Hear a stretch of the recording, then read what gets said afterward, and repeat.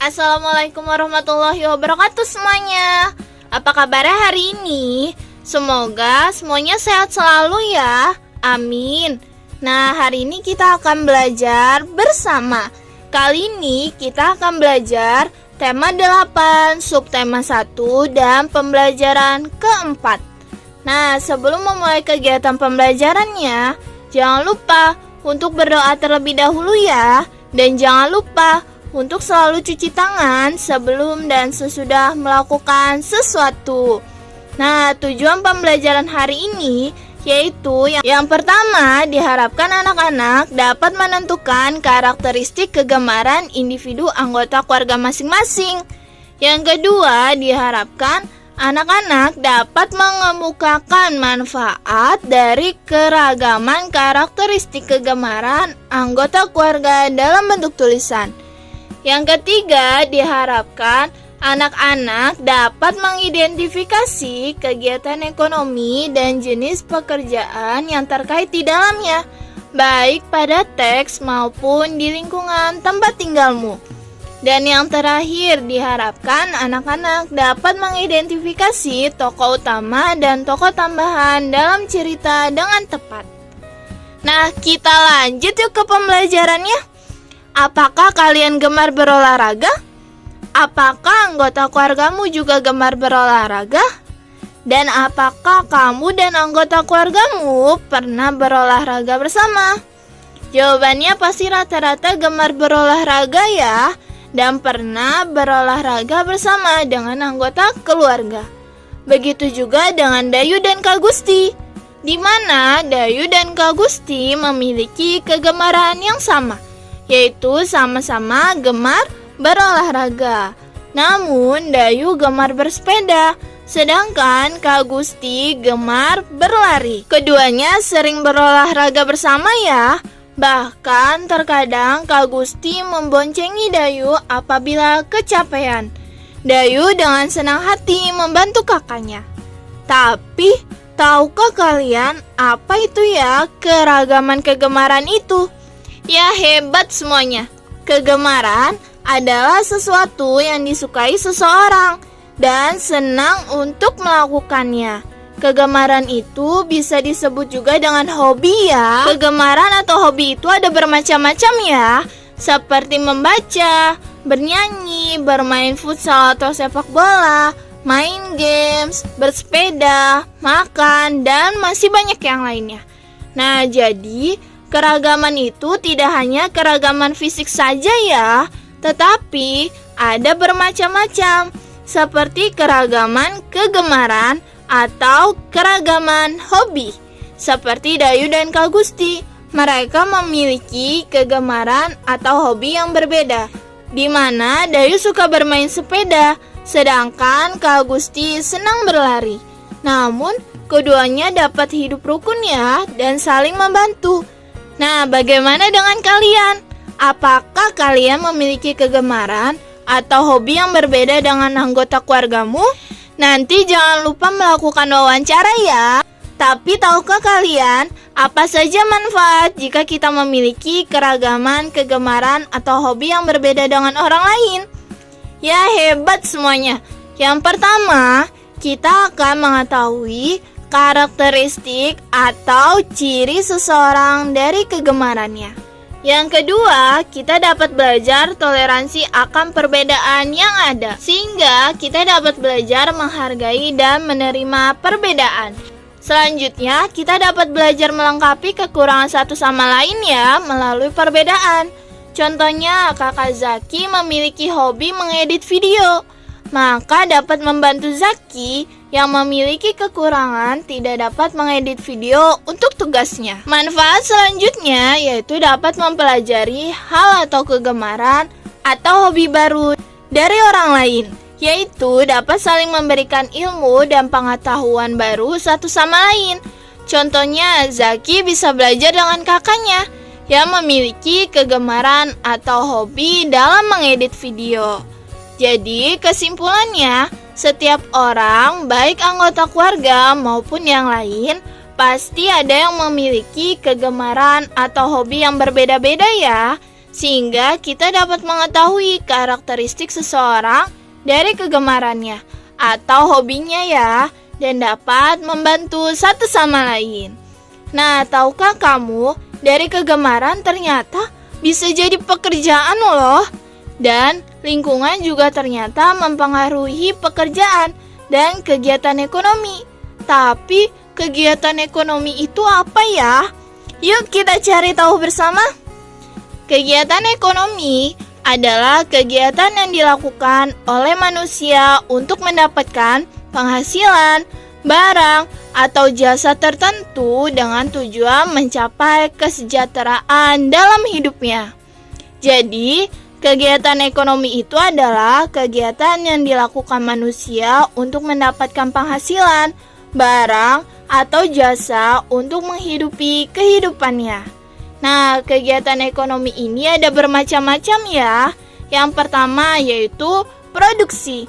Produksi adalah kegiatan menghasilkan barang dan jasa, dan orang yang melakukan kegiatan ini disebut produsen. Nah, biasanya produsen ini seperti petani, nelayan, penjahit, dan lain-lain. Contohnya lihat gambar berikut ini ya. Kira-kira siapa yang menjadi produsen ya? Lalu, apa kegiatan produksinya? Ya, hebat semuanya.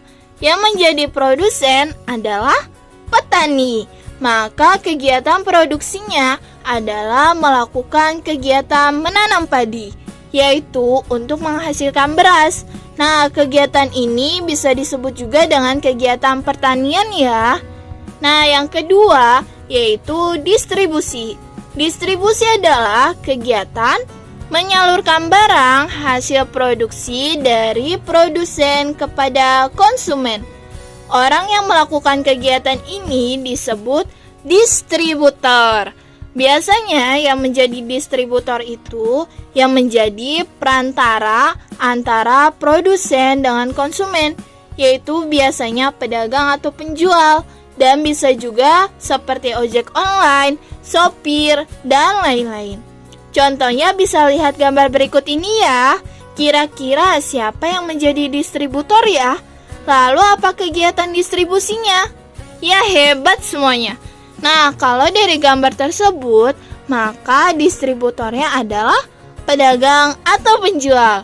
Yang kegiatan distribusinya adalah melakukan kegiatan menyalurkan barang, yaitu menjual barang hasil petani ke pembeli atau konsumen.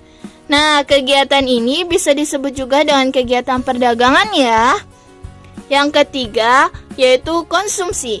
Konsumsi adalah kegiatan memakai barang-barang hasil produksi. Orang yang melakukan kegiatan ini disebut dengan konsumen, seperti warga yang membeli ataupun wisatawan dan lain-lain. Contohnya bisa dilihat dari gambar berikut ini ya. Kira-kira siapa yang menjadi konsumen? Lalu apa kegiatan konsumsinya ya? Ya, hebat semuanya. Yang menjadi konsumen adalah anak laki-laki di gambar. Maka kegiatan konsumsinya adalah memakan hasil tangkapan ikan dari nelayan. Nah, untuk lebih jelasnya bisa lihat gambar berikut ini ya. Coba tentukanlah kegiatan ekonomi pada gambar berikut ini. Ya, hebat semuanya. Jadi, yang pertama terdapat kegiatan produksi, yaitu kegiatan menghasilkan jasa berupa penangkapan ikan, di mana kegiatan tersebut dilakukan oleh produsen, yaitu nelayan. Selanjutnya, ada kegiatan distribusi, yaitu menyalurkan hasil tangkapan nelayan ke konsumen, atau disebut juga dengan kegiatan penyaluran dan perdagangan, di mana kegiatan tersebut dilakukan oleh distributor, yaitu dilakukan oleh penjual atau pedagang maupun sopir. Selanjutnya ada kegiatan konsumsi ya, yaitu kegiatan memakai hasil produksi. Nah, pada gambar berupa kegiatan membeli dan memakan hasil tangkapan ikan, di mana kegiatan tersebut dilakukan oleh konsumen berupa pembeli seperti ibu-ibu atau anak laki-laki pada gambar. Nah, selanjutnya silakan kalian baca teks mengenai Kabupaten Tabanan ya pada halaman 34-35. Dan jangan lupa untuk menjawab pertanyaannya ya. Apakah kalian sudah membacanya?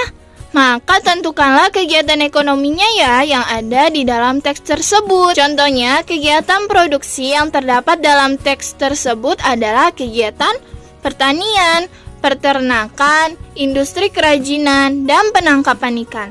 Maka, jenis pekerjaan pada kegiatan produksi yaitu petani, peternak, pengrajin, dan nelayan. Jadi kesimpulannya, kegiatan ekonomi di lingkungan sekitar itu beragam ya atau berbeda-beda. Nah, pada pembelajaran sebelumnya, kita telah mempelajari tentang tokoh pada cerita fiksi ya.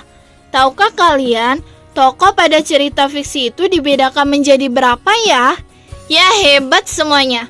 Tokoh pada cerita fiksi itu dibedakan menjadi 2, yaitu tokoh utama dan tokoh tambahan. Nah, tahukah kalian apa yang dimaksud dengan tokoh utama dan tokoh tambahan itu ya? Ya, hebat semuanya. Tokoh utama merupakan tokoh yang memiliki peran penting dalam cerita, ditampilkan terus-menerus dan mendominasi cerita. Jadi, tokoh ini selalu disebut ya namanya atau paling sering muncul sepanjang alur cerita, yaitu yang menjadi fokus dalam cerita. Sedangkan tokoh tambahan itu merupakan tokoh yang dimunculkan sekali atau beberapa kali saja ya dalam cerita. Tokoh ini biasanya untuk menghidupkan cerita atau sekedar pemanis cerita saja ya. Jadi tokoh ini hanya sedikit dimunculkan atau diceritakan di dalam cerita. Nah, setelah kalian sudah dapat memahami apa itu tokoh utama dan tokoh tambahan, maka tentukanlah tokoh utama dan tokoh tambahan dalam cerita Bukit Catu ya, dan sertakan dengan alasannya. Oke? Nah, cukup sekian ya video pembelajaran hari ini. Kurang lebihnya mohon maaf. Wassalamualaikum warahmatullahi wabarakatuh. Tetap semangat. Terima kasih.